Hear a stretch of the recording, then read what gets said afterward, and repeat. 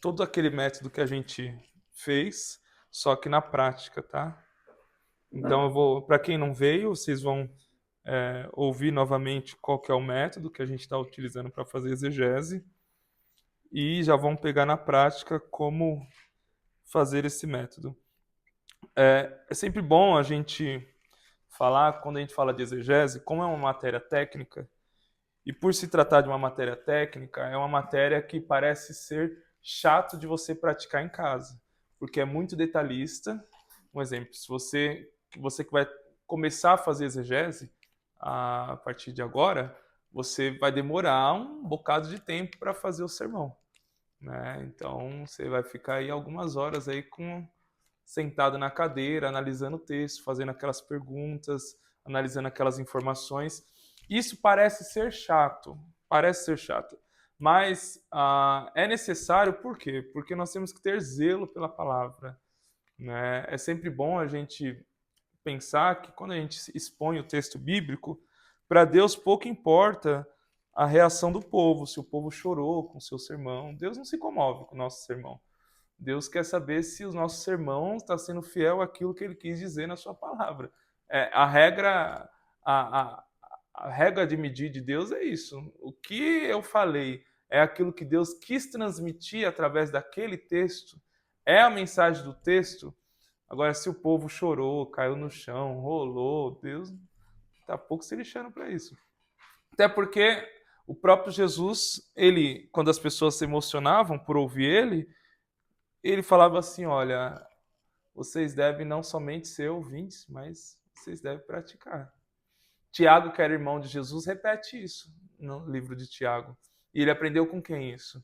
Não sejais praticantes, irmãos, ou ouvintes, irmãos, mas praticantes da palavra. Ele aprendeu com o seu próprio irmão, né, que também é seu senhor, né? Engraçado isso, né? Era irmão de sangue, mas senhor espiritualmente. Então, o próprio Jesus mostra que o que vale mesmo é a forma com que a gente pratica a palavra. Agora, você já imaginou se você traz o significado errado do texto e aquela pessoa que é o seu ouvinte ouviu aquilo, pegou aquilo com fé e vai praticar, só que ela está praticando algo que a Bíblia não manda ela praticar? Já imaginou o peso de responsabilidade que tem sobre nós que estamos ali ministrando a palavra? É muito grande. Então, esse peso de responsabilidade deve estar sobre nós quando bater aquela preguiça de fazer a análise do texto.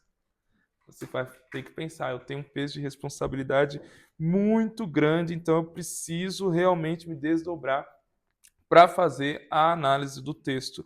Nós vamos trabalhar um texto bem famoso, abra aí comigo em Gênesis, capítulo 12, passo, hein? Gênesis capítulo 12, versículo 1 ao 3.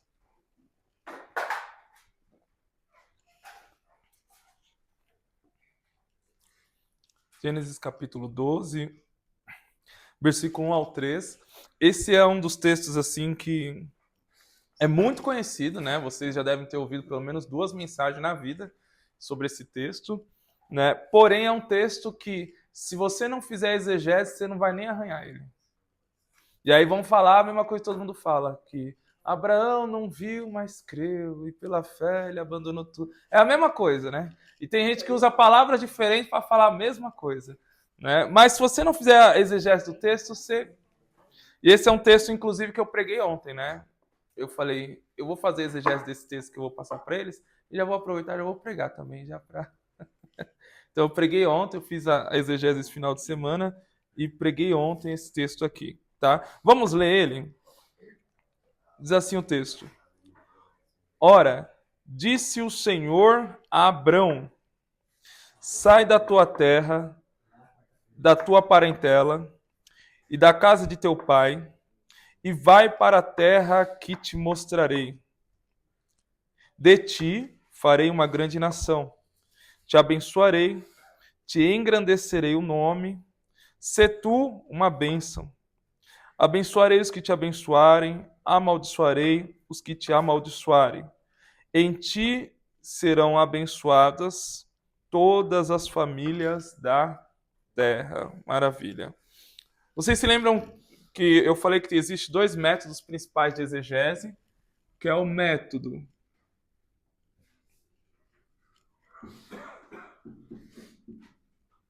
histórico gramatical e o método histórico crítico.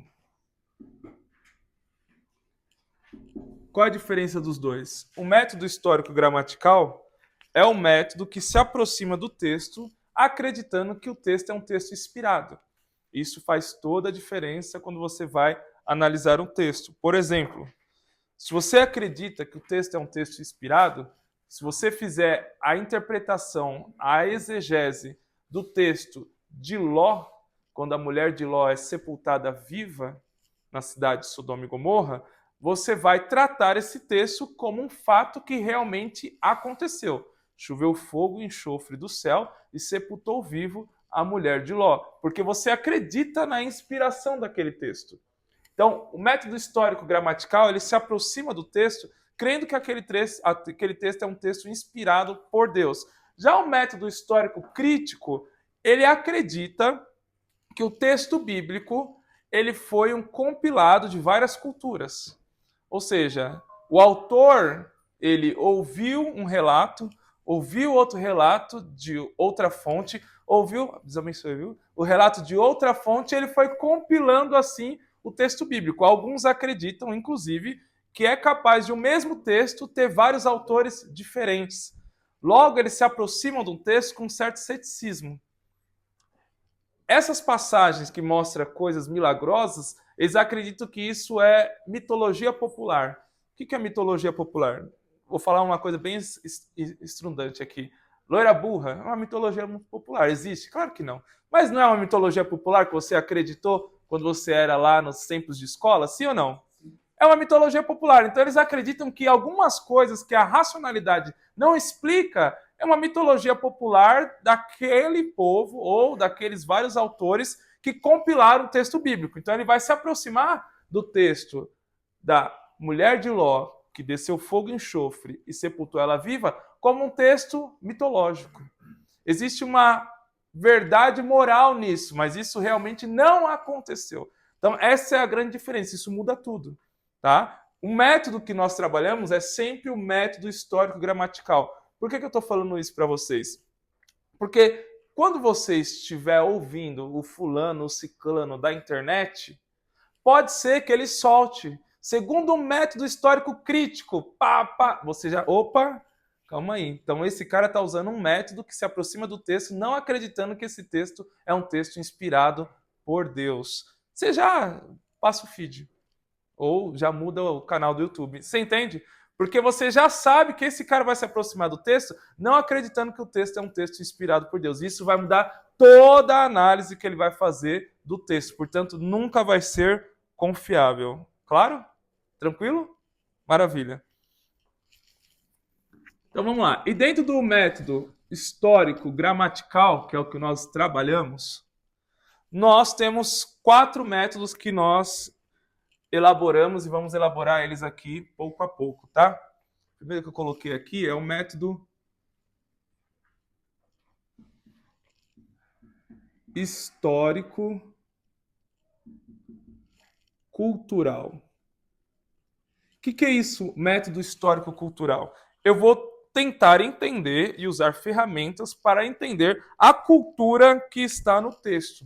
O que esse texto tem, o que a cultura do autor primário tem, o que a cultura do ouvinte primário tem, o que estava acontecendo na história quando esse texto foi escrito, ou o que está acontecendo na história quando o relato que o texto foi escrito estava ocorrendo, que pode me dar luz para me interpretar o texto. Vou te dar um exemplo. Ó. Existem 2 contextos culturais, pelo menos, em cada texto que você for analisar da Bíblia. O contexto cultural do personagem, um exemplo. Aqui é Moisés escrevendo sobre Abraão, certo? Então, na época de Abraão, o que estava ocorrendo? Qual era a cultura dos tempos de Abraão que esse texto está dando luz? Só que esse texto foi escrito para um povo do Êxodo, no deserto. Então você, além de entender o que estava acontecendo nos tempos de Abraão, tem que entender também o que estava acontecendo nos tempos de Moisés, quando ele escreveu esse texto para o povo no deserto. Então, geralmente são 2 contextos histórico-culturais que você vai ter que pelo menos entender um pouco, tá? E ali se desdobrar. Mas vocês têm um aplicativo aí que é só fazer pergunta que ele responde, tá? Vamos lá. Para a gente entender essa fala de Deus dizendo, ó, Abraão, sai da sua terra, do meio da sua parentela e da casa de seu pai, vai para um lugar onde eu te mostrarei. Você precisa entender a geografia do mundo antigo. A geografia do mundo antigo, existia uma coisa chamada crescente fértil. Já ouviram falar sobre isso? O que é crescente fértil? Bom, as cidades do mundo antigo eram cidades totalmente primitivas, não tinha a tecnologia que nós temos de canalização e de tirar a água de um rio e mandar para mais de 100 quilômetros de distância, certo? Um exemplo, a nossa água vem de uma nascente que fica super longe aqui da capital, mas nós temos um sistema de bomba, hidrelétrico, tubulação, que tira a água de lá e traz para a nossa cidade, que chega na minha e na sua casa. Mas as cidades do mundo antigo não tinham esse sistema nem de irrigação, nem de tubulação, nem de extração de água. Então, o que eles faziam? Eles desenvolviam as suas civilizações em meio às regiões que eram perto de rios ou de lagos. Então, esses rios e esses lagos do mundo antigo eram chamados de crescente fértil, onde tinha capitalização de água fácil e também a terra, por ser perto de rio, era terra fértil. Como a sociedade era uma sociedade agrícola e pecuária, então eles precisavam de uma terra que eles iriam plantar e iriam colher com facilidade. E também ia criar os seus animais com abundância de comida. Correto? E o que era a crescente fértil? Existiam 3 regiões do mundo antigo, onde tinha abundância de água, onde a terra era boa para plantar e para colher, onde as principais civilizações estavam ali em volta dessas grandes nascentes de água. Primeira, a Mesopotâmia.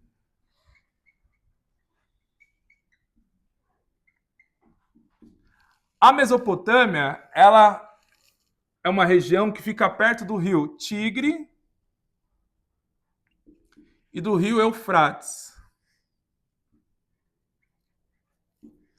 Certo? Então, civilizações, as primeiras civilizações do mundo foram e cresceram nessa região da Mesopotâmia, que estava perto do rio Tigre e do rio Eufrates. A segunda região da crescente fértil é o Egito. Que rio que tinha ali no Egito, famoso? O Nilo. E a terceira região da crescente fértil era justamente Canaã. Porque Canaã tinha o quê? O Mar da Galileia, certo? E as nascentes do Jordão. Então eram as regiões do mundo antigo que tinha mais abundância de água. Então, como que era o movimento das civilizações naquela época? Os povos da Mesopotâmia, eles estavam vivendo aqui. Quando chegava a seca, eles sabiam que eles tinham mais 2 regiões que eles poderiam encontrar água e abundância de comida. Qual que era? Egito e Canaã. O povo de Canaã, quando chegava a seca em Canaã, para onde ele fugia? Para o Egito ou para... Era sempre esse movimento, tá? Trivial. É por isso que você vê que quando chega a seca em Canaã, quando Abraão está em Canaã, para onde ele vai? Para o Egito. E quando chega a seca em Canaã, na terra de Gerar, para onde que Isaac ia ir? Para o Egito também. Então, esse movimento era um movimento comum no mundo antigo. Eles migrarem de região para região conforme a seca bater na sua porta, certo? Quando Deus fala assim para Abraão, Abraão, sai da sua terra. Aonde Abraão morava? Mesopotâmia, certo? Em Ur dos Caldeus. Quando Deus fala assim, ó, vai para uma terra que eu te mostrarei. Até então Abraão não sabia. Mas quando Deus deu a direção geográfica para onde Abraão iria ir, ele já sabia. Olha, se eu estou na Mesopotâmia, Deus me mandou ir para o lado oriente, para o lado leste, logo Deus está me mandando para... Ele conhecia. Todo mundo no mundo antigo conhecia essas 3 regiões. Porque para você sobreviver, você tinha que conhecer. Porque imagine, você é um pai de família. Se acabasse a água na região onde você mora, você tinha que saber onde tinha água para você sobreviver. Então, todo mundo no mundo antigo conhecia Canaã, Egito e Mesopotâmia. Era algo assim que era comum na mentalidade deles. Só que, veja bem, A Mesopotâmia, Ur dos Caldeus, era uma civilização muito bem desenvolvida. Tinha uma economia já estabelecida, era uma civilização onde tinha várias tribos ali que também já eram bem estabelecidas. O Egito também, Canaã também. Quando Deus tira Abraão da Mesopotâmia e leva ele para Canaã, Deus não está levando ele para uma terra melhor. Tinha a mesma coisa. As 3 regiões. Às vezes um é um pouco mais rico, dependendo do período histórico. O Egito chegou num ápice, né? No período dos faraós, os Ramsés, mas todas as 3 regiões eram regiões de abundância, eram regiões férteis, eram regiões prósperas, as 3 regiões. Então, quando Deus fala para Abraão, Abraão, sai da sua terra, e Abraão, ainda não sabendo, um ato de fé, ele tira a sua família, mas quando Abraão está peregrinando, sentido Canaã, ele sabia que ele estava indo para uma terra tão boa quanto a terra que ele habitava. Não era literalmente um tiro no escuro, tá? É onde as pessoas, né, acabam fazendo um sensacionalismo. Ele sabia que ele estava indo para uma terra fértil. Ele sabia que ele estava indo para uma terra também boa. Aí a pergunta que fica, né? Você extraiu essa verdade do texto, então calma aí. Abraão sabia que a terra que ele estava indo era uma terra tão boa quanto a terra que ele estava vivendo. E a pergunta é, então quer dizer que Deus tirou Abraão da Mesopotâmia e não levou ele para um lugar melhor? Não. Mas, agora o método homilético, Deus levou ele para um lugar onde Deus tinha um propósito. Nem sempre é um lugar melhor, mas é um lugar onde Deus quer fazer alguma coisa diferenciada através da nossa vida. Pronto, você já pegou o panorama da história e você já extraiu uma verdade sobre o texto. Correto? Ficou claro essa questão geográfica? Tranquilo, né? Só que veja bem, ó, Deus dá aqui, de forma trivial, como que Abraão deve sair dessa terra que é a Mesopotâmia. Primeiro ele deve sair da onde? Da terra, certo? Depois ele vai sair da parentela e depois da casa do pai. Você percebe que é um movimento progressivo, sim ou não? É um movimento progressivo. Isso daqui é chamado no quê? No método literário que a gente vai trabalhar. Hã? Vocês falaram? Falaram não? Quem foi que falou? Paralelismo. Ah, tá com medo de falar? Pode falar, pô. É um paralelismo, exatamente. Você percebe já um paralelismo aqui, ó. E progressivo, igual a gente aprendeu, ó. Sai da terra, da parentela e da casa do pai. Só que tem uma coisa. Quando Deus fala sai da terra, a terra, Deus está falando de um ambiente. Certo? Esse ambiente é um formador de cultura. Nós vivemos em um país multicultural, certo? Se você está aqui em São Paulo, é uma cultura. A dinâmica da cidade é outra. Se você veio lá do interior da Bahia, você chega aqui em São Paulo, você vai ficar maluco os primeiros meses. Por quê? Porque a dinâmica da cidade vai transformar a sua cultura de passividade, cidade pacata, de tranquilidade. Você vai ter que entrar na loucura de São Paulo. Vai mudar a sua cultura, a sua dinâmica de vida. Então, cada região, São Paulo é um tipo de cultura, Nordeste, Sul, tipo de cultura diferente.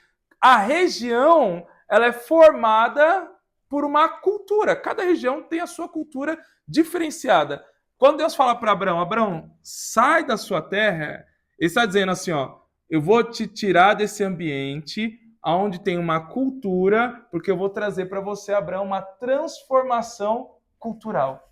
Eu não quero você com a cultura da Mesopotâmia. Não quero você com a cultura de Ur dos Caldeus. Eu vou te mostrar a cultura que eu quero que você desenvolva. Então, primeira coisa. Segundo, parentela. Só que aqui parentela não é literalmente parente no sentido de irmão, irmã, pai, primo, não é isso. Na cultura do mundo antigo, eles eram separados em tribos. Tá?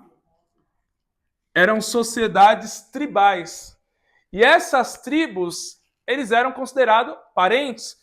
O melhor exemplo é a própria Bíblia. Os filhos de Jacó se formaram em quantas tribos? 12. E essas tribos eram parentes. Quando eram filhos, mas depois que se desenvolveram, se formaram tribos, Os gaditas eram parente dos zebulonitas, e por aí vai. Então, os parentesco aqui que está no texto não é parente literal, no sentido de primo, pai, mãe, não. Está falando de tribo. E por que que Deus manda Abraão também sair do meio das tribos de Ur dos Caldeus? Porque no mundo antigo, as sociedades tribais, elas não eram independentes. Pelo contrário, uma dependia da outra. A sociedade do mundo antigo, eles compravam com ouro e com prata, mas eles também eram uma sociedade que a economia girava à base de troca.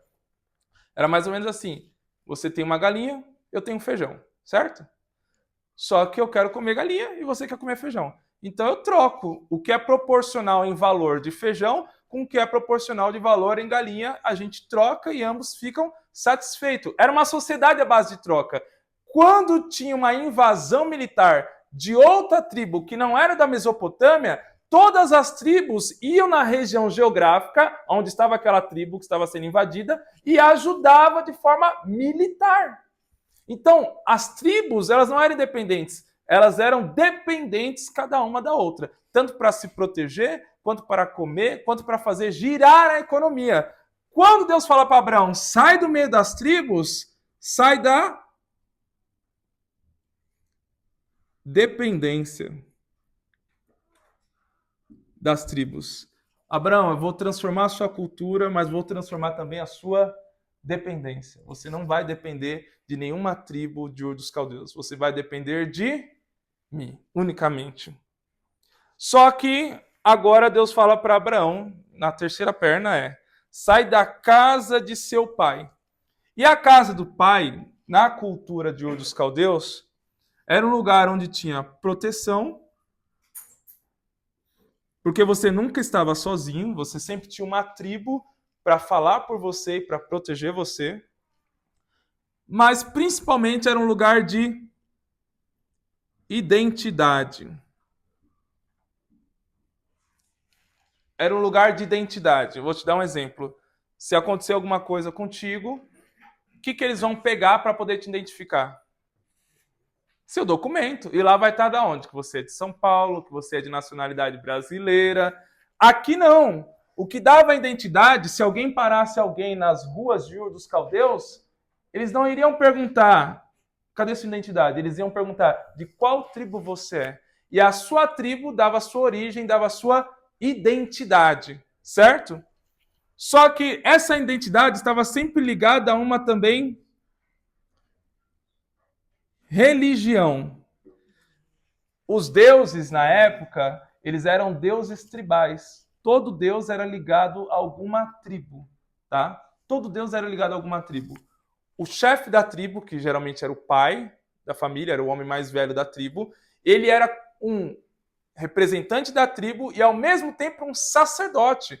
Era normal no mundo antigo. O chefe da tribo era o representante da tribo e, ao mesmo tempo, o sacerdote da tribo. E você vai ver isso no decorrer de Gênesis, porque Deus ele não vai mudar essa forma cultural de pensar. Deus é chamado de Deus de Abraão. Aí Abraão morre. Quem assume a tribo? Isaac. Deus é chamado de Deus de... Aí Isaac morre. Jacó começa a sua trajetória. Depois do Vale do Jaboque, Deus é chamado de Deus de Israel. Deus de Jacó. Então, veja bem, essa sucessão do líder da tribo ser representante legal do Deus da tribo era comum no mundo antigo. Era comum. Então Deus estava falando para Abraão, Abraão, você sai da sua terra, vou transformar a sua cultura, vou transformar a sua dependência e vou transformar a sua identidade. Pronto, você já pregou, filho. Só conhecendo o contexto histórico e cultural. Você entende? Só nessa chamada de Deus para Abraão, você já pregou. Só no contexto histórico e cultural. Aí você fala assim, Tarcísio, isso é difícil. Mas ninguém falou que ia ser fácil. Né? Mas é prazeroso, eu te garanto. Quando você aprender a extrair, e você está com uma baita ferramenta na mão, né? Quando você aprender a extrair isso daí, porque esse aplicativo é só fazer pergunta. Se você olhou uma palavra, chat, o que significa sair da terra, sair da parentela e sair da casa? Ele vai te explicar. E aí você só vai pegar, extrair essa informação e aplicar o texto. Entende? Professora, eu sempre vou por esse método, começo pelo método histórico-cultural, né? Pode começar por qualquer um. Porque você vai ter que extrair todas as informações para pegar essas informações e interpretar o texto. Entendeu? Aqui não é aleatório. Você pode começar pelo método histórico-cultural, pelo método linguístico, pelo método canônico, não tem problema, tá? Não tem problema. Você sempre vai extrair, no final você vai extrair toda aquela informação e aí você vai ter que fazer o quê? Colocar essa informação de forma organizada para você extrair a mensagem do texto. E aí você vai organizar o seu sermão. Aí é homilética, né? Organiza o seu sermão de introdução, os tópicos, qual vai ser a conclusão e deixa Deus te usar. Certo? Então a gente extraiu o contexto histórico-cultural de Abraão. Então Abraão estava numa região que era a Mesopotâmia, mas existia mais duas regiões que também o terreno era fértil, tão bom quanto. E quando Abraão vai para Canaã, percebe que vai para Canaã, ele sabia que Deus não estava levando ele para um lugar melhor, porque eu já ouvi muita gente falar, né? Você vai sair de Ur, mas quando chegar em Canaã, vai prosperar. Não, filho, o lugar era a mesma coisa, não mudava. Tá? A prosperidade do lugar era a mesma. A diferença era o propósito que Deus tinha com Abraão naquele lugar. Tá? E aí, essa parte aqui, na homilética, quando você vai trazer o sermão, você pode trazer uma pancada de coisa. Um exemplo, no sermão que eu preguei ontem, eu trouxe uma pergunta. Ora, se Deus estava levando Abraão para um lugar onde ele tinha um propósito muito maior, não era um lugar melhor, mas o propósito que Deus tinha naquele lugar era muito maior, por que Deus não explicou para Abraão detalhadamente qual era o propósito? Ó, Abraão, vou te levar para Canaã. Lá é a mesma coisa que a Mesopotâmia, só que lá em Canaã eu vou formar você um povo. Desse povo vai vir o meu filho vai habitar no meio desse povo, meu filho vai morrer por esse povo, meu filho vai subir e ressuscitar aos céus, mas o meu filho vai enviar o Espírito que vai formar a igreja, que dessa região de Canaã, essa igreja vai se espalhar no mundo inteiro e todo mundo que se espalhar vai ser conhecido como filhos da fé de Abraão. Deus poderia explicar tudo isso para Abraão? Sim ou não? Poderia. Mas por que Deus não explicou?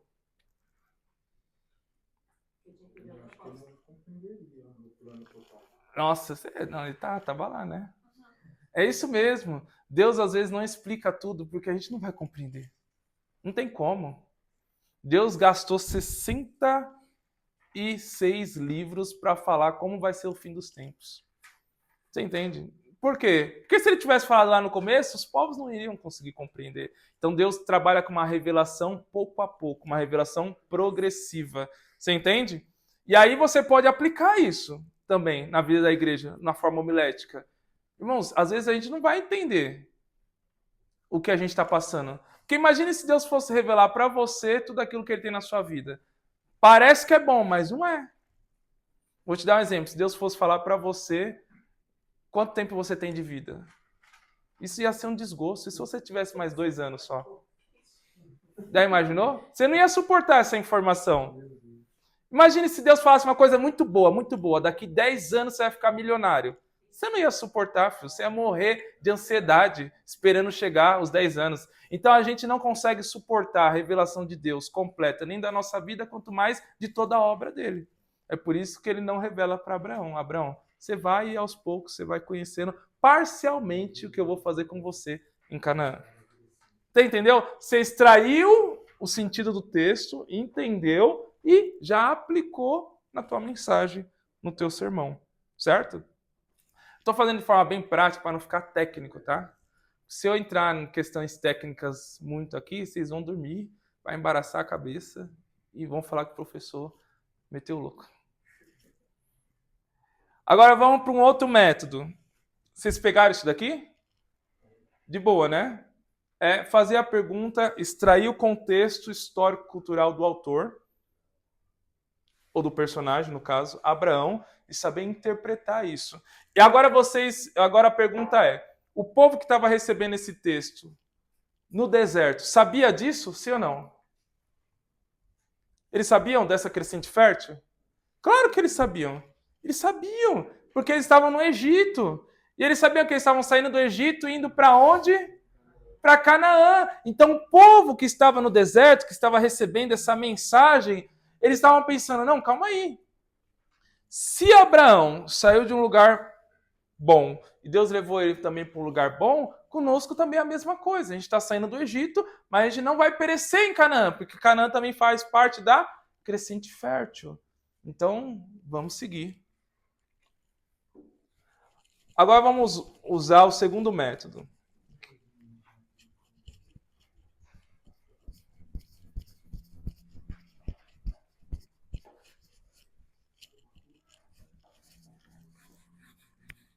Agora aqui vocês...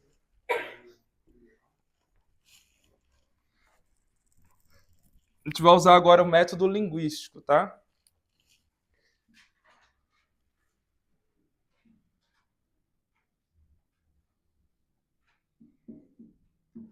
O método linguístico. No método linguístico, quando vocês fizerem a análise, a gente vai fazer depois na prática, tá? Isso.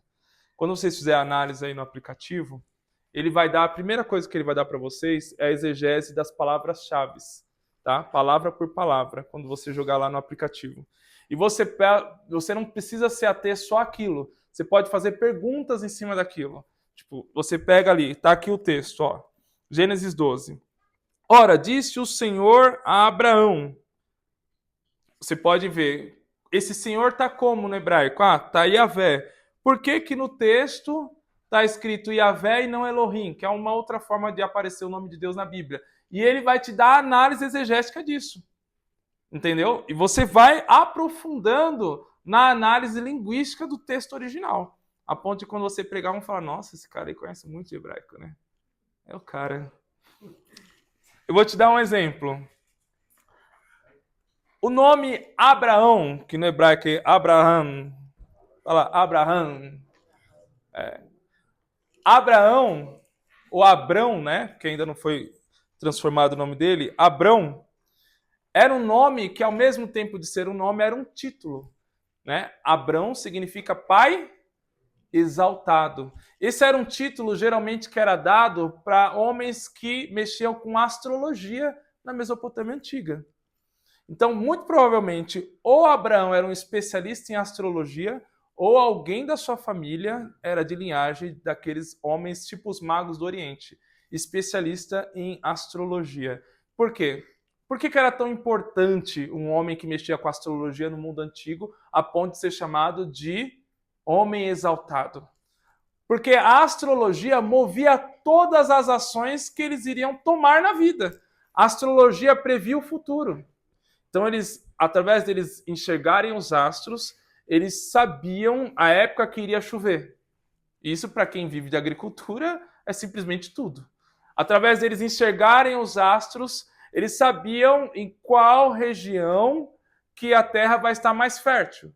Através deles enxergarem os astros, eles sabiam em qual período a mulher vai estar mais fértil, para eles poderem se multiplicar. Eles faziam todas as previsões do futuro através de astros.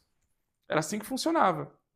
Então, alguém que sabia ler o astro era alguém exaltado em meio à cultura daquela civilização. É por isso que o nome Abrão significa homem exaltado.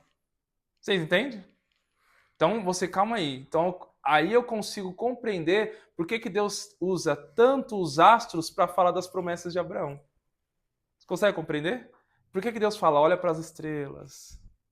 Por que Deus usa tanto esses detalhes para falar com Abraão? Porque Abraão era um homem especialista nisso. Então Deus, quando fala para ele assim, ó, olha para as estrelas, é Deus falando assim, você conhece os astros, né?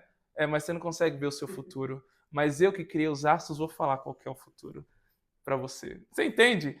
É Deus pegando, porque lembra que eu falei que Deus iria transformar a cultura dele? E é a verdade. Tudo isso daí, essas exegeses que a gente fez do contexto histórico-cultural, vai se desenrolar no decorrer da vida de Abraão, se você ler com atenção o texto. Certo? Então, Abrão, a gente já vê uma coisa legal. E a gente já consegue entender o porquê que Deus trocou o nome dele. Por que saiu de Abrão para Abraão? Por que saiu de homem exaltado para pai de multidão? Ou pai de nações? Porque Deus, mais ou menos assim, esse era o seu nome quando você lia o astro. Mas agora você foi transformado a sua cultura e foi te dado agora um novo propósito. Qual? De gerar uma nação. Você entende? Deus muda o propósito e ele muda também o nome do personagem. Até aqui, tranquilo? De boa? Como é que você aplicaria isso? Tem alguma ideia? Como você aplicaria esse nome, Abraão, pai exaltado ou homem exaltado? Como você aplicaria? Nada? Meu Deus, vocês passaram pela aula de homilética já que eu sei, viu? Não sabe? Nada? Nenhuma ideia? Meu Deus, vamos orar por revelação então. Grandezas do mundo, né? É. Lá fora, uma coisa por aí. Na cultura de Abraão, ele era exaltado por uma prática pagã que ele fazia. Mas Deus, ele é tão maior do que a prática que ele fazia antes de conhecer a Deus, que Deus literalmente muda o nome dele, apagando todo o histórico que ele tinha de um homem especialista em astros. Né? Seria mais ou menos assim, Deus não quer saber o quão grande você era antes de conhecer ele. O que importa é, depois que você conheceu ele, você deve ter um novo propósito. Independente da grandeza que você era antes dele. Entende? Pronto, você pegou o texto e aplicou. É difícil? É, né? Mas isso é normal, você vai com, né, aos poucos, você vai praticando. Tudo na vida, né? Quando você começou a dirigir, você já fazia a baliza de primeira? Não. Você teve que praticar. É assim também na exegese, você vai ter que praticar. Extrair o sentido do texto e depois trazer para a homilética para você poder fazer uma aplicação. Agora vamos lá. Olha a forma com que Deus se apresenta para Abraão. Ora, disse o Senhor a Abraão. A gente está só na primeira estrofe, tá? Do versículo. A gente já tirou uma aplicação. Agora, esse Senhor aí, a forma com que está escrito no texto original é Yahvé. Yahvé. O que significa isso, Tarcísio? Bom, em alguns textos vocês sabem que Deus é chamado de Elohim, que na tradução literal é deuses. E a pergunta é, por que Deus se apresenta para Abraão como Yahvé e não como Elohim? Por quê? Vamos lá. Elohim era um nome genérico de Deus. Toda vez que a Bíblia vai falar de Deus atuando na história, como se fosse na terceira pessoa, Deus atuando na história lá no livro de Reis, Deus atuando na história lá no livro de 1ª e 2ª Crônicas, vai tratar o nome de Deus como Elohim, que é um nome genérico. Deus atua na história. Agora, toda vez que a Bíblia vai se referir de um diálogo de Deus com um homem sozinho, pessoalmente, vai tratar o nome de Deus como Yahvé, porque Yahvé é o nome de Deus e uma forma pessoal, íntima de se relacionar com o homem. Então, era como se Deus estivesse se revelando para Abraão de uma forma íntima e não generalizada. Como se a mensagem que Moisés, quando escreve o livro de Gênesis, estivesse mostrando para o povo do deserto, olha, o nosso pai na fé não é só um homem que conheceu Deus na história. Foi um homem que Deus entrou na história dele. Totalmente diferente. E lembra que esse nome aqui, Yahvé, aonde ele vai aparecer em Êxodo para o povo do deserto? Aonde ele vai aparecer? Na sarça. Então, quando Moisés escreve, quem se apresentou para Abraão foi o mesmo Yahvé que falou comigo na sarça e tirou vocês do Egito, sabe o que ele está dizendo? Nós temos tão importância para Deus, assim como também Abraão tinha essa importância para com Deus. Nós somos tão íntimos de Deus, tanto quanto Abraão também era íntimo de Deus. Então, se Deus guiou e prosperou Abraão da Mesopotâmia até Canaã, por que não vai fazer com a gente também, tirando a gente do Egito, levando até a terra prometida, que é a mesma Canaã? Então, quando o povo via a forma com que Deus se relacionou com Abraão, sendo chamado de Yahvé, o povo logo cria um elo de ligação entre a comunhão que Abraão tinha com Deus e a comunhão que Deus queria ter também com o povo no deserto. Era como se fosse assim, calma aí. A gente está aqui no deserto. Nós já murmuramos. A gente murmurou quando estava em frente ao Mar Vermelho. Saiu do Mar Vermelho, caminhamos 3 dias, murmuramos quando estávamos em frente às águas de Mara. Saímos das águas de Mara, Deus levou a gente para Elim. Elim tinha 12 fontes, uma fonte para cada tribo. Mas quando a gente viu que acabou o maná, a gente murmurou de novo. Aí depois a gente foi para o deserto, murmurou pela água de novo. Só que esse mesmo Deus que nos guiou no deserto é o mesmo Deus que se apresentou para Abraão. Só que Abraão saiu da terra dele e foi para Canaã sem nem questionar. Por que a gente está murmurando tanto? Você entende a reflexão que provavelmente o povo fez? Quando viu a forma com que Deus se relacionou com Abraão, que era a mesma forma com que Deus se relacionou com eles, quando chamou eles para sair do Egito. Só que aí, o que você pode aplicar aqui? Uma forma homilética. Você extraiu essa informação. Pô, Deus é um Deus que se apresenta de forma íntima. Não é um Deus de terceiros, não, é o seu Deus. Yahvé diz respeito a Deus se manifestar com intimidade, ou para um homem, ou para um povo. O que você pode aplicar? Nada? Meu Deus do céu. Pode falar, vocês estão com medo? Aqui pode errar, só não pode errar no púlpito, mas aqui pode. Esse Deus pessoal, como é que você iria aplicar? Ó, pensa comigo, você está numa igreja onde tem pessoas ali que não têm experiência com Deus. Elas vêm em todos os cultos, mas parece que Deus está distante dela. Elas vêm em todos os cultos, mas parece que Deus não ouve as orações dela. Como é que você vai aplicar? Você está com uma riqueza de informação aqui. Que Deus é o Deus que se apresenta como Yahvé, Jeová, Deus íntimo, próximo, Deus pessoal. Como é que você vai aplicar na vida de uma pessoa que ainda não teve nenhuma experiência assim com Deus? Como é que você vai aplicar? Que pensa que Deus está longe, como é que você vai aplicar? Às vezes murmuramos por coisas que Deus nos faz. Não, as coisas boas que Deus nos proporciona, né? Você estava falando aí agora da passagem pelos rios, né? E ali Deus se apresentando a eles ali, provendo, e eles sempre murmurando ali, né? Sim. Mas como é que você vai aplicar esse Deus pessoal? Que você extraiu do sentido do texto, calma aí. Se é Yahvé, então significa uma manifestação íntima, uma manifestação pessoal, uma manifestação onde Deus realmente se preocupa com o personagem. Não é o Deus da história ali, é o Deus da história do personagem, que se manifesta na história do personagem. Tem várias formas de aplicar, entendeu? Quando Jesus chora pela morte de Lázaro, seria uma dessas... Era Jesus se manifestando na história de Lázaro? Sim ou não? Claro que era. Qual é a maior manifestação de Deus na história íntima do ser humano? Hã? Era o amigo dele, que ele sentiu a dor que as irmãs estavam passando. Né? Exatamente. E aí, você já está indo por um caminho. Qual? Nosso Deus não é um Deus impessoal. Não é um Deus que está distante. Não, ele não é só o Elohim, o Deus que a gente ouve na vida dos outros. Ele também é o Jeová. É o Deus que opera na nossa vida. Tão íntimo quanto a intimidade que Jesus tinha com...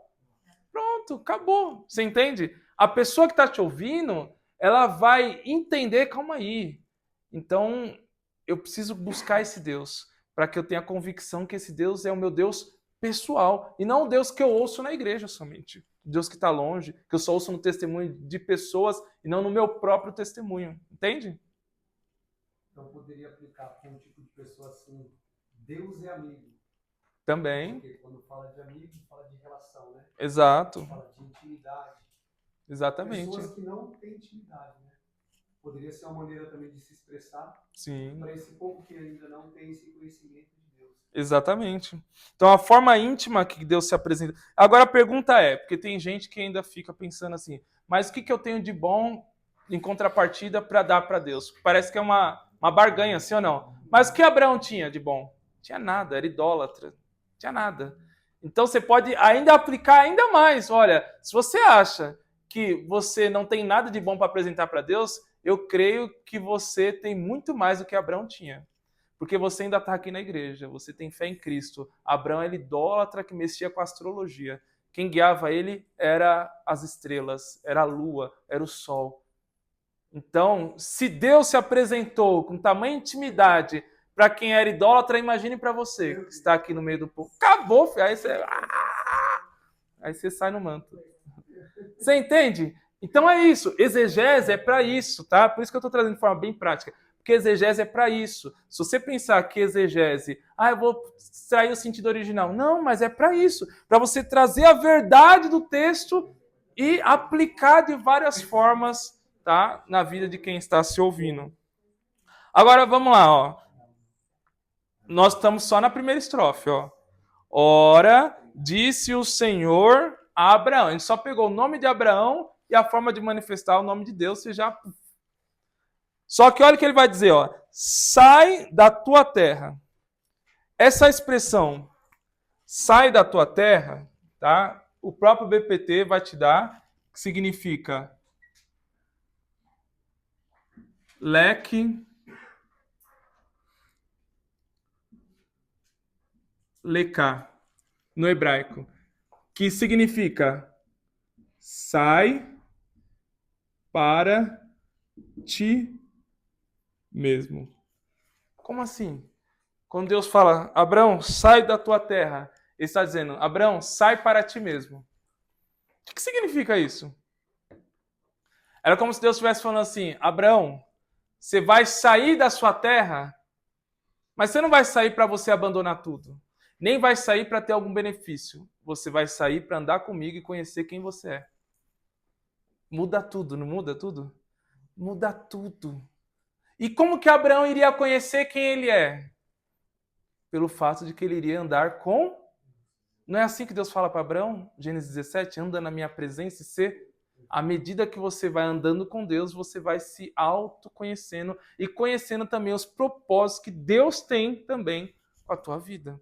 Portanto, conhecer a si mesmo não é um processo de introspecção.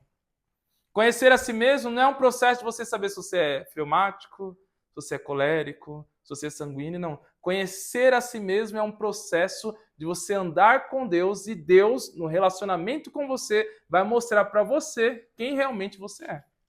Quem te conhece mais do que Deus? Então, quem é a melhor pessoa para mostrar quem você é? Você entende? Por isso que Deus fala para Abraão, Abraão, sai para ti mesmo. Ou seja, vem para mim, que quando você vir para mim, você vai saber quem é você também. Deu para entender?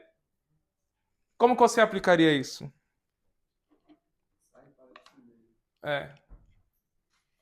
Eu já falei uma aplicação aqui. Sai da superficialidade. Mas o que seria, então, o profundo? Se a superficialidade... Pelo que você falou de andar, seria o menor que esteve. Exatamente. A dinâmica da Bíblia, isso é uma teologia bíblica, tá? Andar com Deus. Vai se arrastar em toda a Bíblia. Ó, Adão andava com Deus antes do pecado. Veio o pecado, certo? A imagem e semelhança do homem se desfragmentou. Por quê? O homem tinha a imagem e semelhança de Deus. O homem era santo, o homem amava, o homem era misericordioso, o homem era justo. O pecado arruinou essa imagem e semelhança de Deus no homem. E qual é a melhor forma de você transformar uma pessoa para essa pessoa ser igual a você? Você traz ela para andar contigo. Você traz ela para andar contigo. Se o seu filho não andar com você, não vai ser parecido com você. Vai ser parecido com quem ele anda. Agora, se você trazer ele para andar com você, as pessoas vão olhar e vão falar assim, não, esse é filho do Eduardo mesmo. É igualzinho, a forma de comer, a forma de falar é igualzinho o Eduardo. Mas isso veio de um processo de andar com o pai. É a mesma coisa. Aí Deus pega e começa a andar com homens. Deus anda com Enoque, anda com Noé, anda com Abraão, anda com Isaac, anda com Jacó. Aí Deus faz uma nação e anda com essa nação no deserto. E começa a mudar essa nação no deserto. Aí quando essa nação vai para a terra e começa a se desviar de Deus, Deus levanta profetas para que esse povo volte a andar com Deus. Até que Deus percebeu que seria praticamente impossível o homem continuar andando com ele. Porque Deus não dava para se ver. E pouco se ouvia. Só quem ouvia diretamente a Deus eram os profetas e os sacerdotes. Então o que Deus faz? Então já que eles não querem andar comigo, então eles vão andar agora comigo, com eu, dentro deles, no meio deles. Aí Deus se encarna, agora vocês podem ver, agora vocês podem ouvir, porque agora eu não ando só com vocês em nuvem, não ando só com vocês em tabernáculo, eu mesmo me encarnei e estou no meio de vocês. É o ápice de andar com Deus, é a revelação de Jesus. Aí Jesus pega, morre, ressuscita e envia quem? O Espírito Santo, para que a gente continuasse o processo de... É sempre assim, filha. Até que o Espírito Santo, no arrebatamento, vai subir de volta a Deus e nós vamos ser levados a Deus para habitar com Ele e andar com Ele eternamente. Pronto, acabou. A Bíblia toda mostra esse processo de andar com Deus. Então, o que está acontecendo com Abraão vai percorrer toda a Bíblia. Abraão, sai daí para ti mesmo. Ande comigo e você vai se autoconhecer. Certo? Lecar. Tranquilo? É por isso que tem tanta crise de identidade hoje em dia, né? Porque as pessoas não... Isso é uma forma de aplicar. Crises de identidade. Você já pega, só já dá um leque, filho. Você fica uns 15 minutos só falando sobre isso no seu sermão. Agora vamos lá para o versículo de número 2, tá? Que eu nem sei que horas que são. Se quiser tomar café, tá tudo lá, Tá tudo lá? Nossa, ó, voou, hein? Meu Deus do céu. Deixa eu só terminar essas duas palavras aqui, e aí a gente já vai para o intervalo, tá? Ó o versículo 2, ó. De ti farei uma grande nação. Essa expressão aí, farei, é a expressão assa. Sabe o que significa isso?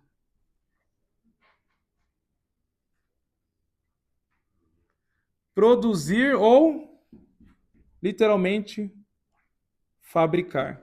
Quando Deus fala assim para Abraão, Abraão, eu vou fazer de ti uma grande nação, Deus não está falando para Abraão, Abraão, você vai fazer uma grande nação. Porque, para fazer nação, como é que faz nação? Tem que ter filho, sim ou não? E quem é que faz o filho? É Deus? Não, é o homem, um processo natural. Só que Deus estava falando para Abraão, não é você que vai fazer. Eu vou produzir em você uma grande nação.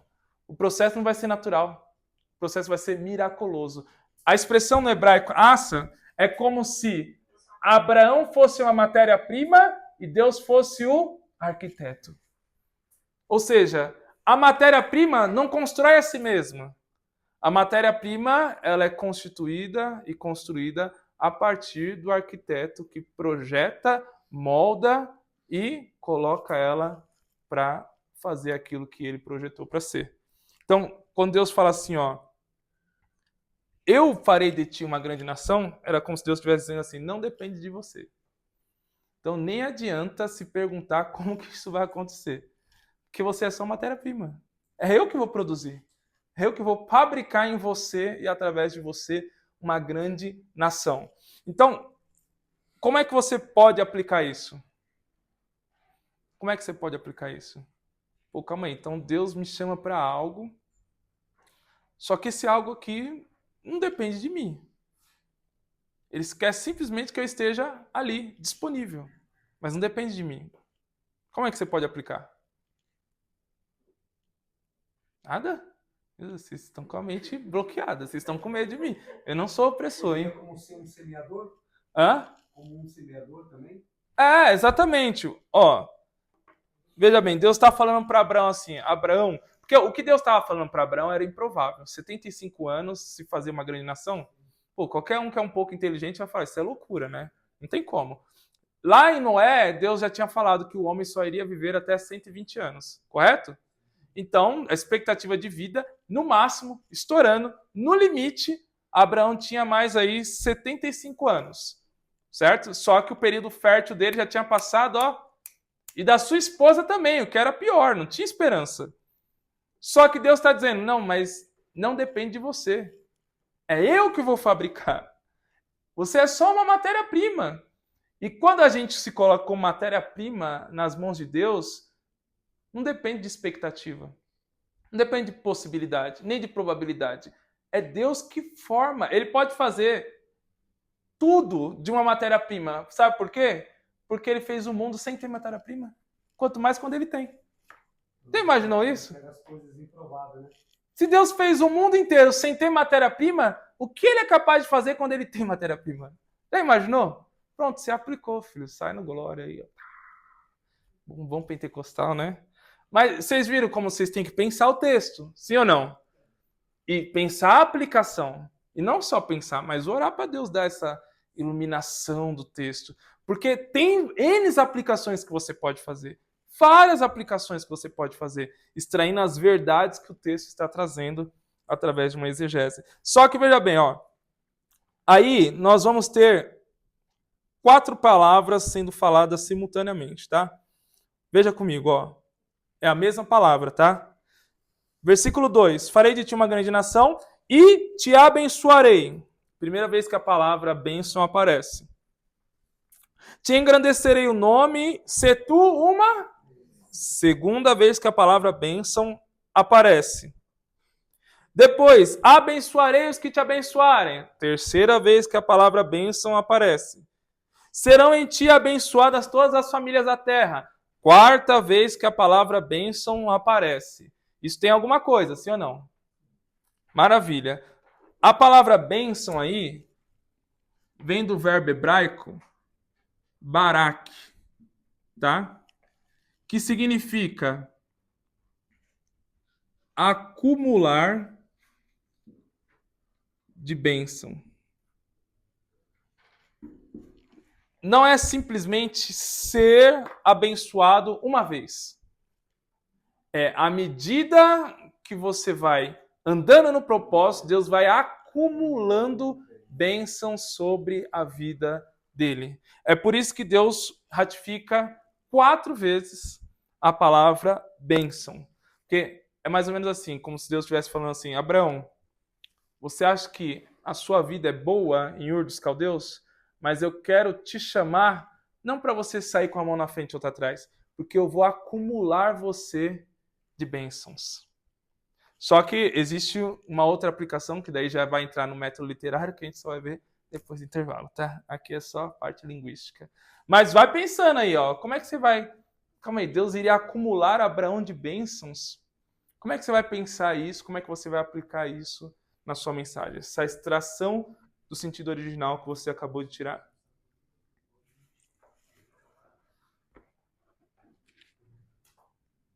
Como? Gerações? Também. Mas se você...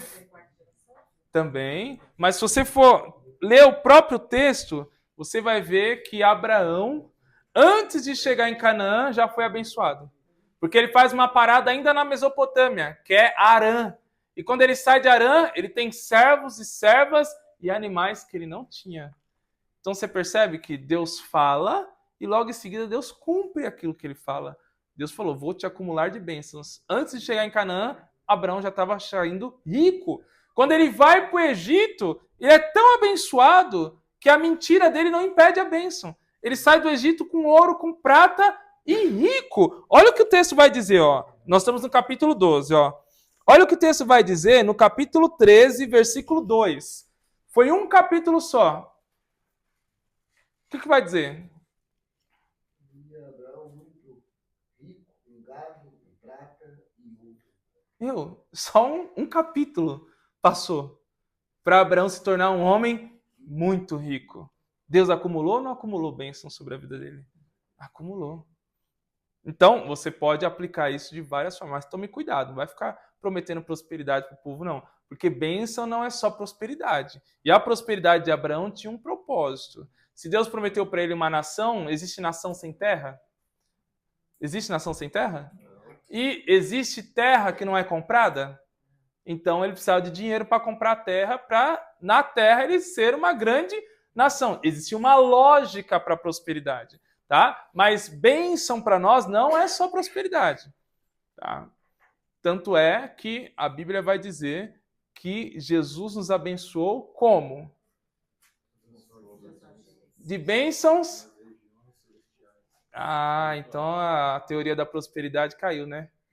Porque a bênção que Jesus trouxe para nós foi bênçãos espirituais nas regiões celestiais em Cristo Jesus. Aí você faz o quê? Você coloca lá quais são as bênçãos espirituais que nós alcançamos em Cristo Jesus. Você vai pegar os textos do Novo Testamento e você vai aplicar essa acumulação de bênção com as bênçãos de Cristo e não com bênção material, porque é o mais fácil, né? O pregador dizer assim, Deus está abrindo portas. E isso daí, filho, você não precisa ser pregador nem vir no seminário. É só você ir nos cultos pentecostais que você ouve isso daí. Agora, você pegar que Deus iria acumular Abraão de bênçãos, e Deus também nos acumulou de bênção através de Cristo, bênçãos espirituais, e explicar para a igreja, aí você é um seminarista de verdade. Aí você é um exegeta de verdade. Aí você é um intérprete da Bíblia de verdade. Aí você saiu do leite, você já está aqui, ó, na feijoada de sábado, sem caipirinha. Certo? Amém? Hã? Pimenta pode. É baiano? Tá certo. Então vamos lá pro café? Tá? Café rapidinho.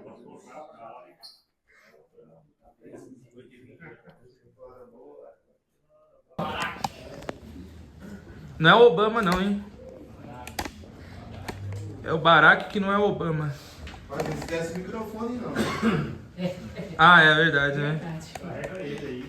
Eu tive que ir embora na última aula. Eu fui embora e não tô falando, né?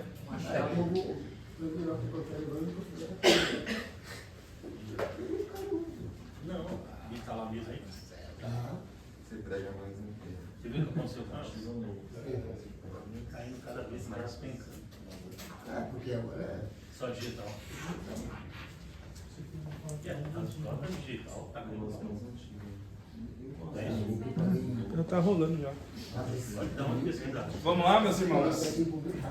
Então, o método literário, quer dizer, o método linguístico de boa, né? Ok. Não, aqui, ó, aqui é o que eu falei. Extrair essa pergunta aí. Você vai ter que extrair e vai ter que quebrar um pouco a cabeça pra... Joelho no chão. Joelho no chão. Igual eu falei, né? O método na verdade, ele nunca pode isentar você de depender da inspiração do Espírito, né? Bom, acho que todos vocês já me viram pregar. E apesar de as pessoas acharem, não, Tarcísio, mas você dá aula há muito tempo, você prega em qualquer texto. Então, fazer exegese de qualquer texto, realmente. Mas, e ter a inspiração? Não é qualquer texto, entendeu? É diferente. Então, o método nunca vai te isentar de você buscar a unção e a direção do Espírito Santo para você realmente, né, ser certeiro na mensagem que você vai trazer. Vamos lá. Método literário. Lembra que eu falei que primeira coisa, nós devemos, quando a gente chega no método literário, nós devemos que perguntar qual gênero literário é esse texto? Esse texto é um texto histórico? É um texto apocalíptico? É uma carta? Qual gênero? É um texto poético? É um texto profético? Esse texto aí de Gênesis 12, que gênero literário que ele é? Histórico. Mas há alguma coisa relacionada ao futuro nesse texto? Sim. Então ele é histórico / profético. Ele é um livro que relata algo que ocorreu na história, mas dentro desse relato há uma fala de Deus que remete a coisas que vão acontecer no futuro. Então, além dele ser histórico, ele também é profético, tá? Só que por que você tem que entender isso? Ele é histórico, aconteceu algo com Abraão na história, só que ele também é profético. Então, como que essa fala profética de Deus vai se desenrolar na história? A paz, bênção. Então você sempre tem que pensar isso. O gênero literário já vai te fazer pensar o texto na história e como a fala de Deus, as promessas de Deus profética vão se desenrolar no decorrer da história, da narrativa bíblica. Só que vamos lá. No método literário nós temos aí duas coisas que nós temos que prestar atenção. Se o texto tem quiasmo ou paralelismo. Lembra disso? Existe algum paralelismo no texto? Coisas que Deus fala que ele vai se conectar entre frases, versículos. Analisa os verbos aí. Lembra que o paralelismo, geralmente, ele apresenta-se...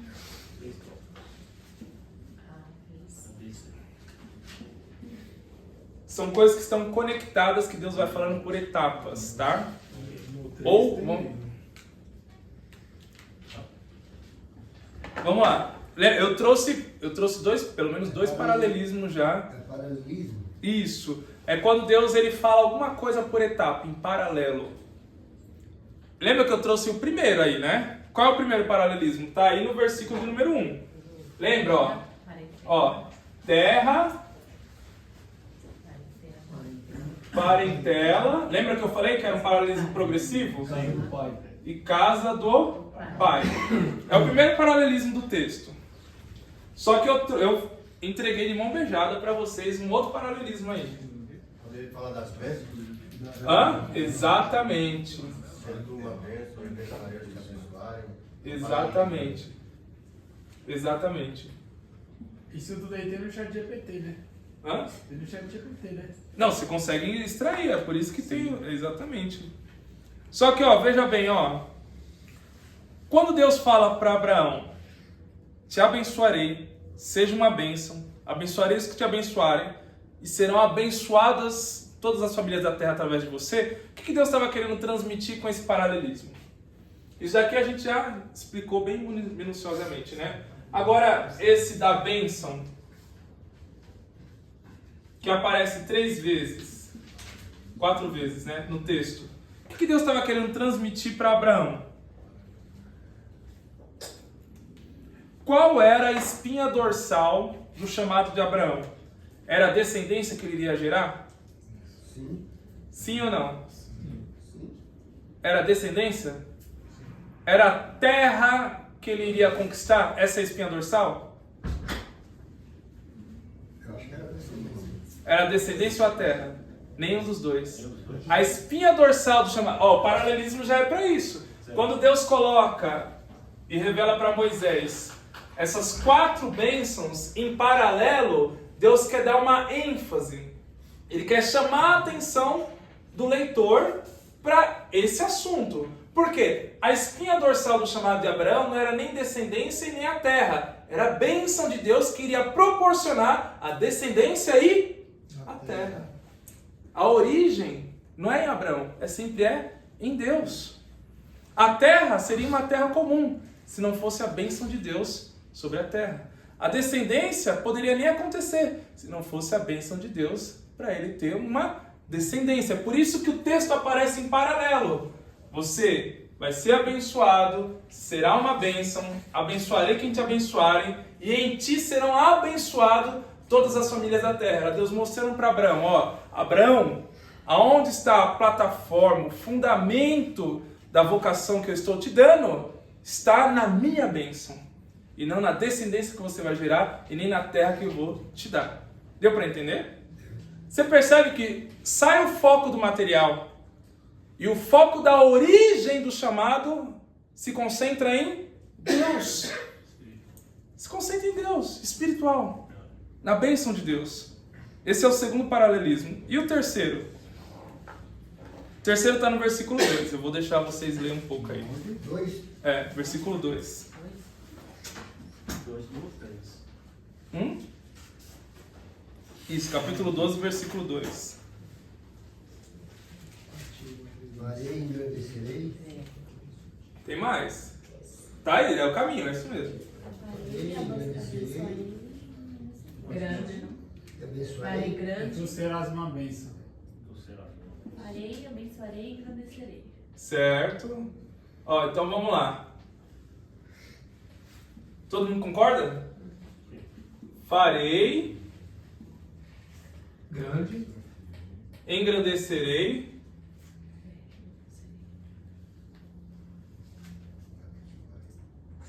abençoarei. Calma. Todas essas ações aqui é de quem? Quem vai fazer essas ações? Deus. Só que será uma bênção? De quem é a ação? De Abraão. Você entende? Era como se Deus estivesse dizendo para Abraão: Abraão, eu farei, eu engrandecerei, eu abençoarei. Agora a responsabilidade Tá com você. Você já tem tudo. Só vai lá e seja uma. Vocês entendem? Está escrito ser tu uma bênção. Exatamente. Ser tu uma bênção. E não é se transformar em uma bênção, não. Você já é uma. Porque ó, Deus faz um paralelismo dizendo: te abençoarei, será uma bênção, abençoarei quem te abençoarem, e em ti serão abençoadas todas as famílias da terra. Era Deus dizendo: você já está abençoado. Agora vá e multiplique essa bênção. Mostre para o mundo essa bênção. Manifeste essa bênção. Você entende? Você já está abençoado. Então, eu farei, eu engrandecerei, eu abençoarei ações de Deus. Responsabilidade humana. Vá lá e seja uma bênção. E sempre a dinâmica bíblica vai trabalhar assim. Deus nunca vai fazer algo pelo homem que não gere uma responsabilidade no homem. Nunca. Jamais. Jamais. Agora, beleza, você extraiu esse paralelismo do texto, certo? Como é que você pode aplicar de forma homilética isso? Como? Pode falar. Aqui pode errar. Só não pode no culto. Aqui pode. Aqui é tranquilo. A bênção de Deus gera em nós responsabilidades. Gera em nós responsabilidades. Só que agora você tem que trazer isso pro chão de fábrica. É o ouvinte está ali. Se você generalizar, você vai deixar a responsabilidade para ele aplicar na vida dele. Você precisa trazer isso para a realidade. O que é a realidade? A realidade de quem está te ouvindo. Qual que é? Tem que levar para o dia a dia, né, da pessoa. Exato. Você já viu aquela pessoa que conta um testemunho de que ele não tinha nada e agora ele é um empresário? Já viu? Aí ele entrega o microfone e o microfone foi entregue na fala: eu estou abençoado. E a contrapartida? Gerou o quê? Você tá cheio de dinheiro, que bênção, que legal. E aí? O outro só escutou. Tá mantendo qual missionário? Tá ajudando qual caso de recuperação? Tá fazendo o quê com isso? Você entende? Você traz um peso de consciência cristã, de responsabilidade no texto para quem está te ouvindo. Não é simplesmente Deus vai fazer. Deus pode fazer. Mas se Ele fazer, saiba a responsabilidade e a contrapartida que está sobre você. Se as pessoas entendessem isso, a teologia da prosperidade, olha, filho, ia cair por terra. Sobre isso, sobre dizimistas. Também. A bênção de Deus na tua vida para que a obra seja abençoada. Só que o dízimo é algo que já todo mundo já sabe.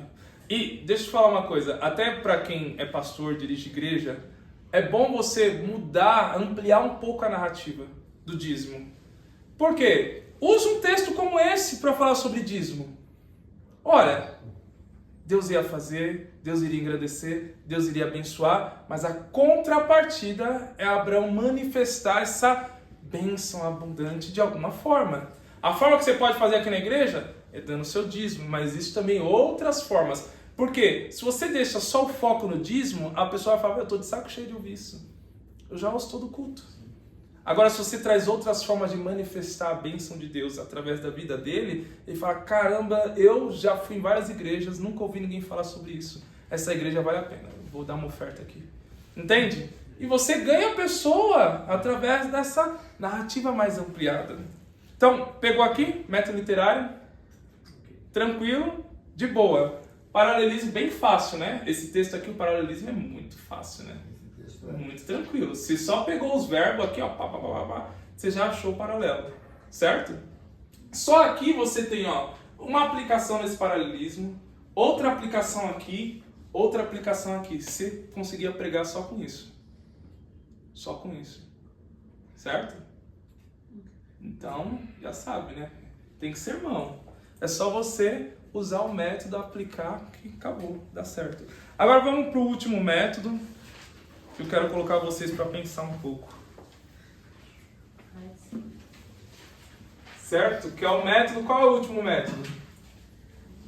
A gente já viu o método histórico-cultural, o método linguístico, o método literário.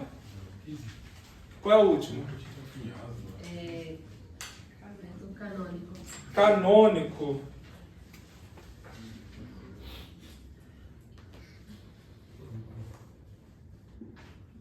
Método canônico. Como que esse texto ele tem a ver com toda a narrativa do cânon, com toda a narrativa da Bíblia? Como é que ele vai se desenrolar em toda a narrativa bíblica? E será que esse texto tem alguma intertextualidade? Esse texto, com a ajuda de outros textos bíblicos, me dá uma luz maior para mim entender o significado desse texto? Será? Sim? Não? Como? Primeira coisa, você já ouviu as pessoas falarem que Deus falou com Abraão quando ele estava na Mesopotâmia, em Ur dos Caldeus? Lê o texto. Vê se você encontra isso no texto. Olha, o Senhor disse, Abraão, sai da tua terra, Onde que é a região geográfica? Cadê? Não está no texto. Não tem. Então, como que você fala então que Deus chamou Abraão de Ur dos Caldeus? em outros textos. Método canônico, intertextualidade. É um outro texto que vai mostrar isso pra gente. Que está na onde? Atos dos Apóstolos, capítulo 7, versículo de número 2. O sermão de Estevão vai falar que quando Deus chamou Abraão, ele estava em Ur dos Caldeus, Mesopotâmia. Atos 7, 2. Exatamente. Você percebe? Já imaginou você abrir a Bíblia na sua igreja e você vai defender isso quando você vai ler? Ih, não está no texto. Tanto na Mesopotâmia, antes de habitar em Arã. Exatamente. Exatamente. Então, só que aí tem um detalhe que Estevão vai trazer. O texto aqui não diz. O texto diz que, ora, disse o Senhor a Abraão. O texto aqui de Gênesis capítulo 12, versículo 1, vai falar que Deus falou audivelmente para Abraão. Só que o texto de Atos capítulo 7 vai falar que Deus apareceu para Abraão. Então ele teve uma revelação visível e uma revelação audível, correto? Essa revelação é uma revelação grande, sim ou não? Você já viu a Deus? De alguma forma? E se você visse, Deus te desse uma ordem, você ia ter coragem de recusar? Sim ou não? Se ele desse uma ordem. Visível. Ele aparecesse para você em forma de anjo, fogo, fumaça, alguma coisa. Você ia ter coragem? Aí você começa a entender por que Abraão realmente tomou essa atitude. Porque, pensa comigo, Abraão, ele servia aos deuses da Mesopotâmia. Deuses que não falavam, não se moviam, não interagiam, que eram fabricados por eles mesmos. Só que agora ele tem uma revelação de um Deus que aparece, se move e é audível. Irmão, se isso não gerar impacto no coração do homem, eu não sei o que gera. Você entende? Só que Abraão, ele teve uma revelação visível e audível, mas era uma revelação completa? Era completa? Abraão sabia que o Filho de Deus iria vir da sua descendência? Abraão sabia que o Filho de Deus iria morrer no Calvário por toda a humanidade? Abraão sabia que esse Filho de Deus que morreu ia ressuscitar, ia enviar o Espírito para a igreja? E um dia iria arrebatar a igreja? Então o que Abraão tinha era uma revelação visível, audível, porém incompleta. Aí eu te faço uma pergunta e você pense bem antes de responder. Quem tem a revelação maior? Abraão, que teve uma revelação visível, audível e incompleta, ou eu e você? Que não temos uma revelação visível, mas temos uma revelação audível por intermédio da palavra e completa. A gente sabe toda a obra de Deus, do começo ao fim. Quem tem a revelação maior? Jesus é o ápice da revelação de Deus. O autor...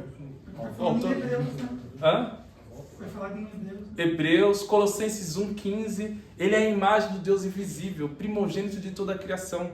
Nele foram criados céus e a terra, coisas visíveis e invisíveis, tronos, principados, potestade, para que nele tivesse primazia.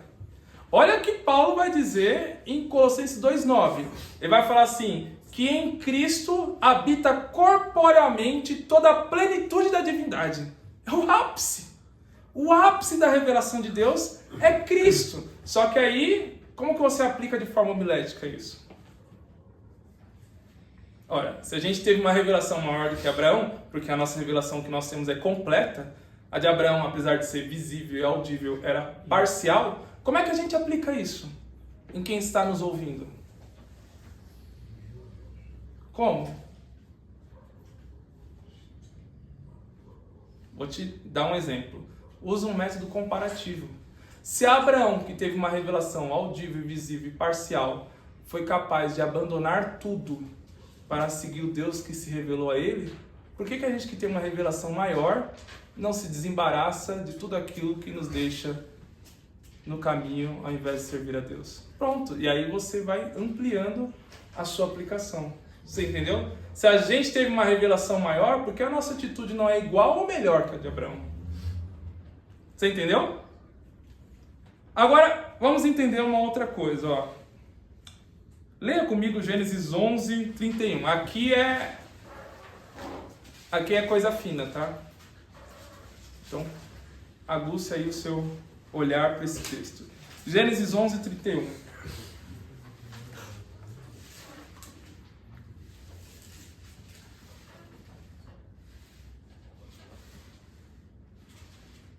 O que está escrito?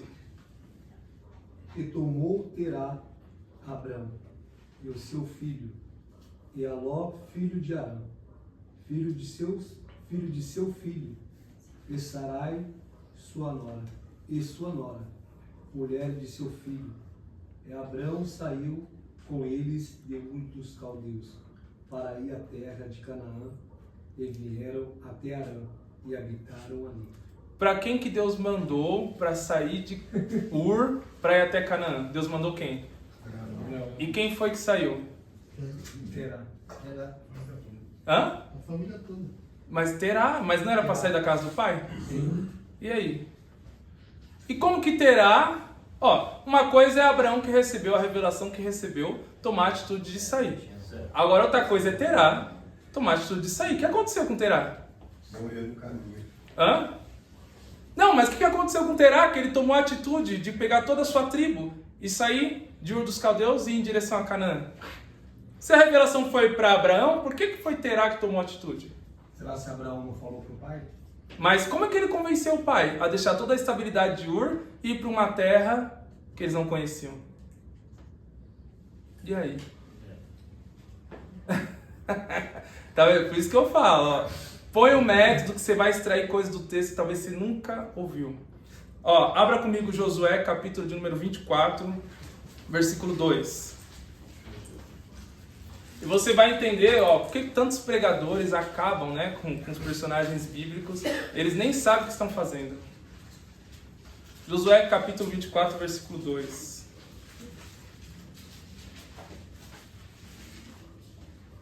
O que vai dizer aí? Quem pode ler? Uma voz bem pentecostal.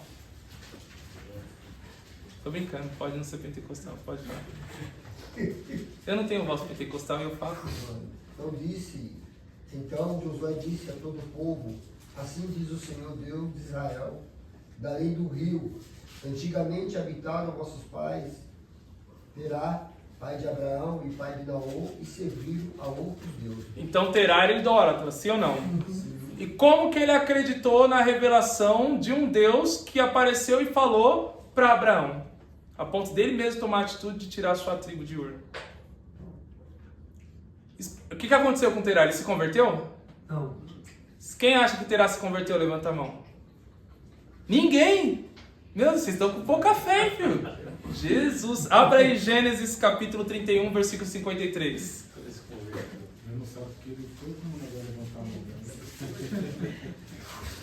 Terá se converteu? Será? Gênesis 31, 53. Gênesis 31, 53. Quem achou pode ler. Pode ler. Deus de Abraão, Deus de Naor, o Deus do seu pai, julga entre nós.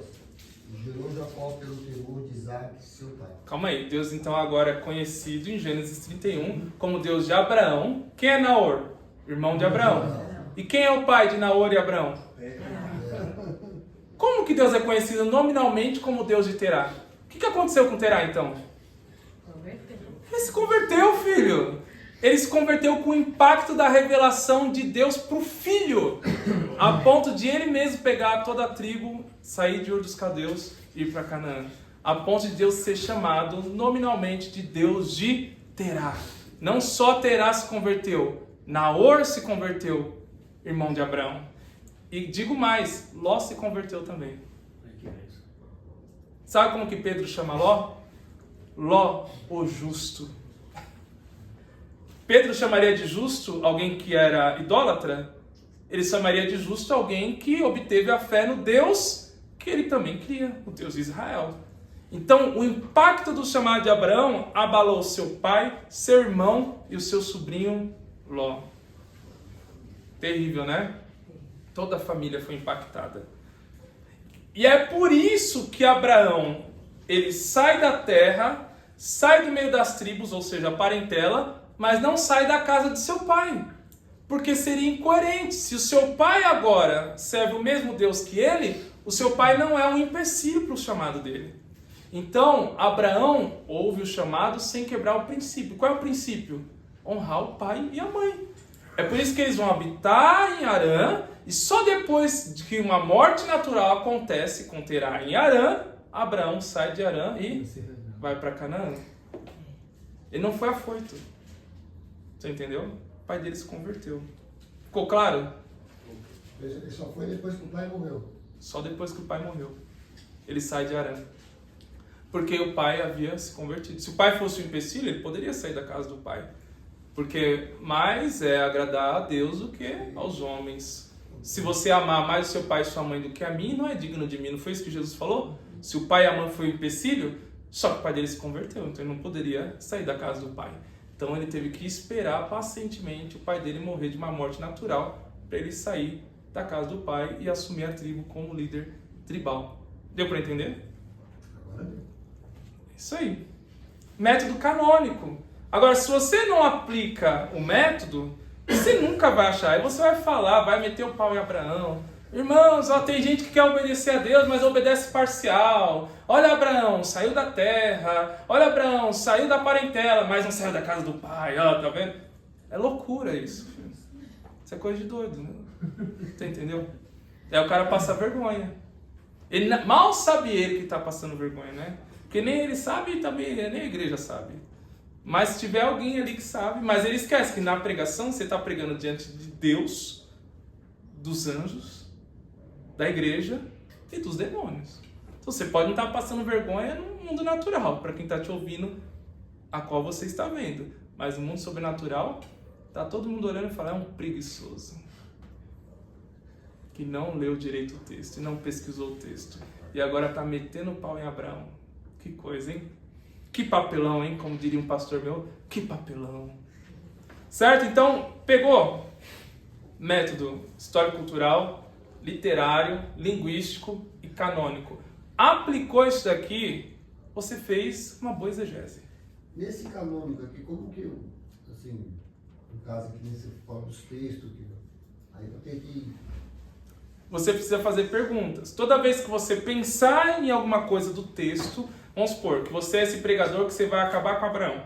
Você vai falar que Abraão saiu da terra, saiu da parentela, mas não saiu da casa do pai. Aí você vai perguntar, por que que Abraão não saiu da casa de seu pai? Quando você jogar no aplicativo, ele vai te dar o porquê. Abraão não saiu da casa do pai porque olha o que aconteceu com o pai dele. Era idólatra, mas agora ele é chamado denominalmente como o Deus de Terá, o Deus de Naor. Houve uma conversão na casa de Abraão. É por isso que o seu pai que tomou a atitude de sair da terra e ir em direção a Canaã. Entendeu? Você não vai errar. É só você fazer perguntas para o texto. E fazer... Você tem uma ferramenta poderosa na mão. Pergunta o que os demais textos bíblicos, o que está em toda a narrativa bíblica, me dá luz para interpretar esse texto aqui. Nunca faça uma aplicação sem ter total certeza de que aquilo que você está falando realmente é defendido na tese que você está ali querendo defender no texto bíblico. Senão você vai errar. E eu quero falar uma coisa para vocês, ó. Não seja um estudante de teologia. Não seja um seminarista somente. Mergulha Teologia é a ciência mais complexa que tem no mundo. Tudo surgiu através de um pensamento religioso. Se você for estudar antropologia, não estou falando antropologia da religião, mas antropologia geral, você vai ver que o homem primitivo, a primeira pergunta que ele fez é: de onde vim? Para onde vou? Tudo isso que eu estou vendo, quem criou? É a pergunta da vida, na filosofia é chamada de perguntas da vida. São perguntas triviais, cruciais, para você começar a exercitar o pensamento humano. E quando ele busca a origem, ele chega em quem? Alguém criou isso.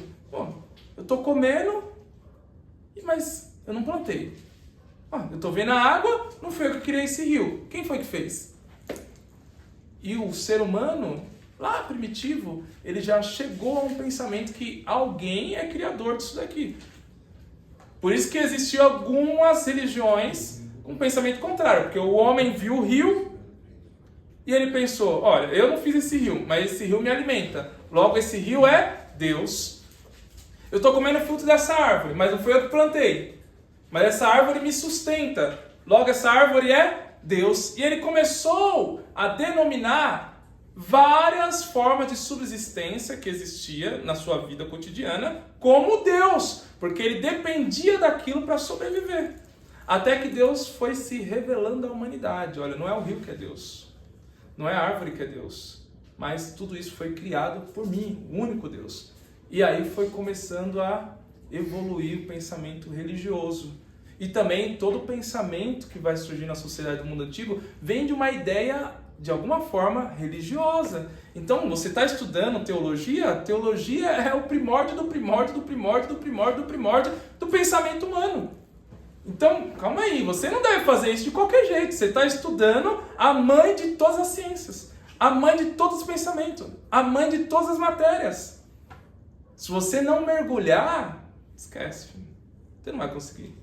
Aí você vai ser mais um seminarista que saiu do seminário e não consegue fazer uma interpretação de texto. Que vergonha. Aí pior, teu pastor vai falar assim, ó, tá aqui, ó, seminarista fulano de tal. Aí tô lá sentadinho, eu falei, cara, se o cara é seminarista, vai vir aquela mensagem, né? Aí eu tô vendo, eu falei, meu Deus, o cara não conseguiu. Na introdução ele já saiu fora, nunca mais voltou. Que triste, é triste. Então você precisa entender a responsabilidade. Coloque o seu algoritmo do Instagram para trabalhar a seu favor. Ao invés de ver sobre Copa do Mundo, Neymar, faz pergunta lá na barra do algoritmo. O que é exegese, hermenêutica? Você vai ver que ele vai ver que você quer pesquisar aquele assunto e vai começar a te mandar conteúdo. Começa a pesquisar quem que é o cara especialista em Novo Testamento aqui no Brasil. É fulano de tal. Pô, vou maratonar os vídeos dele. E no Antigo Testamento? Fulano de... Vou maratonar. Quem é o cara que conhece bem a história da igreja? Pô, vou... Aprofunda nisso, faça com que isso esteja no seu cotidiano. Vai para o serviço, não ouve lá o podcast do Leandro Carnal. Ouve um podcast de um teólogo bom, cara bíblico. Entendeu? Não vai ver Eliseu Rodrigues. Eliseu Rodrigues não é teólogo, ele é pregador, filho. Entendeu? Helena Raquel é pregadora, não é teólogo. Ouve teólogo. Gente que fica horas à frente do texto, horas. Gente que está estudando o Antigo Testamento há 50 anos. Ouve esses caras, você vai ver que eles vão abrir a tua mente. Você vai acrescentar muita coisa ao seu pensamento. Certo? Maravilha? Deixa eu ver quantos minutos a gente tem. Tá, agora vamos fazer uma coisa. Vocês vão escolher um texto, tem que ser um texto bem pequeno, tá? Escolha um texto aí. Escolha um texto do Antigo Testamento, tá? Porque a gente está trabalhando a exegese do Antigo. Escolha um texto do Antigo Testamento pequeno. E a gente só tem 15 minutos. Pra gente fazer... 1 Reis 18:38. 1 Reis... 18:38. Ah, é o seu sermão, né? Ah, esse cara... Não. Mas é um texto, não é um texto de 3 versículos. Você quer que eu fale da vida do profeta Elias? Eu vou ficar aqui 2 horas. Não, é um texto pequeno, um texto pequeno. Pequeno, do Antigo Testamento.